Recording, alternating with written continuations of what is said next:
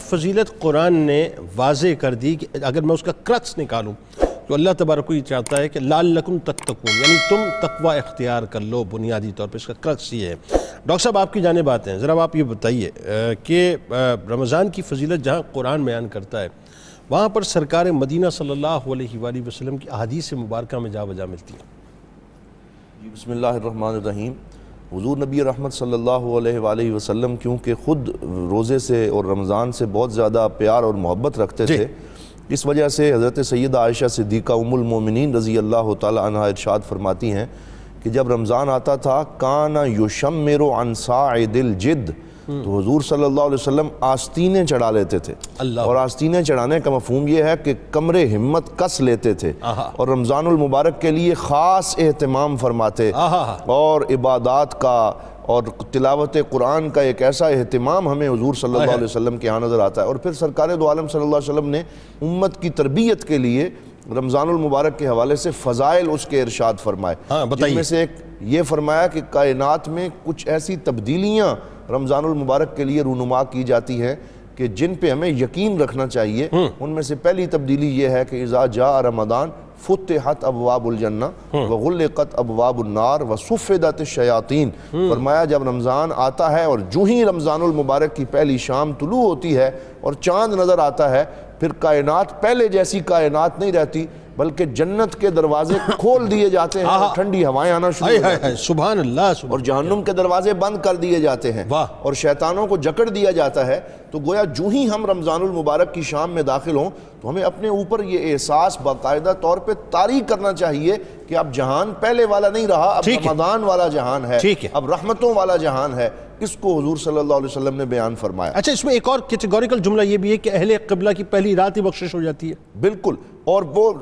پھر یہ بھی فرمایا کہ رمضان المبارک کی ہر رات میں اللہ رب العزت اپنے بندوں کی بخشش فرماتا ہے، اور پہلی رات سے ہی یہ مغفرت کا سلسلہ جو ہے شروع ہو جاتا ہے۔ پھر ارشاد فرمایا من صام رمضان ایمانا و احتسابا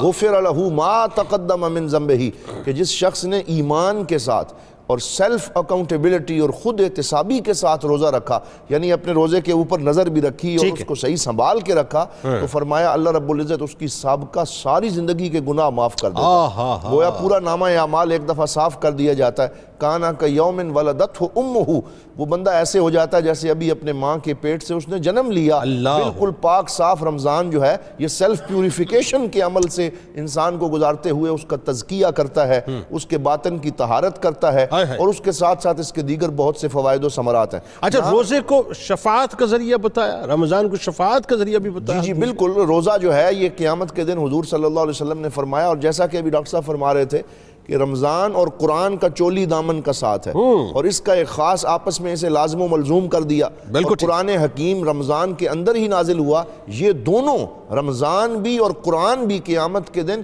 یشفعان للعبد، یہ دونوں اللہ تعالیٰ کی بارگاہ میں ان کو ایک خوبصورت شکل دی جائے گی، اور یہ حاضر ہو کر کہیں گے یا اللہ جب تیرا یہ مہمان رمضان آتا تھا تو یہ بندہ بڑا اہتمام کرتا تھا، بڑی عبادت کرتا تھا، اس لیے رمضان اور قرآن کی شفاعت کو قبول کیا جائے گا۔ یعنی رمضان اور روزہ جو یہ عرض کرے گا اللہ میں نے اس کو کھانے پینے سے محفوظ رکھا، آج تو میری شفاعت اس کے حق کو قبول، اور اس میں پھر حضور صلی اللہ علیہ وسلم قرآن کہے گا کہ میں راتوں کو جگاتا تھا، یہ میری تلاوت کرتا تھا۔ بالکل، اور حضور صلی اللہ علیہ وسلم نے پھر یہ ارشاد فرمایا کہ راغم انف عبد، یعنی یہ تھوڑی سی جہاں تبشیر رکھی وہاں تنذیر بھی رکھی، جہاں پہ جو ہے خوشخبری دی وہاں تھوڑا ڈراوا بھی سنایا، اور وہ یہ ہے کہ فرمایا اس بندے کی ناک خاک آلود ہو جائے اور وہ شخص بڑا ناکام اور خائب و خاسر ہو جائے کہ جو رمضان کو پائے اور رمضان کے دن اور راتیں اس پہ گزریں پھر بھی وہ بخشش طلب نہ کر سکے، بخشش کا برس رہا ہو اور پھر بھی وہ اپنے لیے رحمتیں جو ہیں ان کو نہ سمیٹ سکے۔ پھر حضور صلی اللہ علیہ وسلم نے فرمایا اللہ رب العزت نے بڑی خاص ٹریٹمنٹ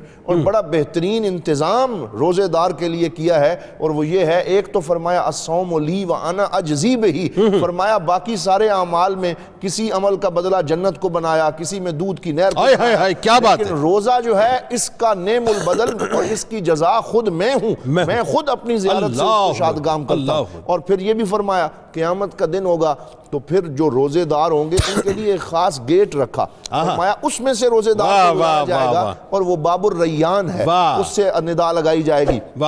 کہ یہاں سے روزے دار آ جائیں، واہ۔ اور پھر ان کو، اور جب وہ داخل ہو جائیں گے روزے دار، پھر اس دروازے کو بند کر دیا واہ۔ جائے گا اور اس میں سے پھر کسی اور کو داخل نہیں ہونے دیا واہ جائے گا۔ واہ سبحان اللہ، یہ وہ کیا حدیث پاک ہیں بے شمار جن میں حضور نبی رحمت صلی اللہ علیہ وسلم نے رمضان کیا المبارک کی کیا خاص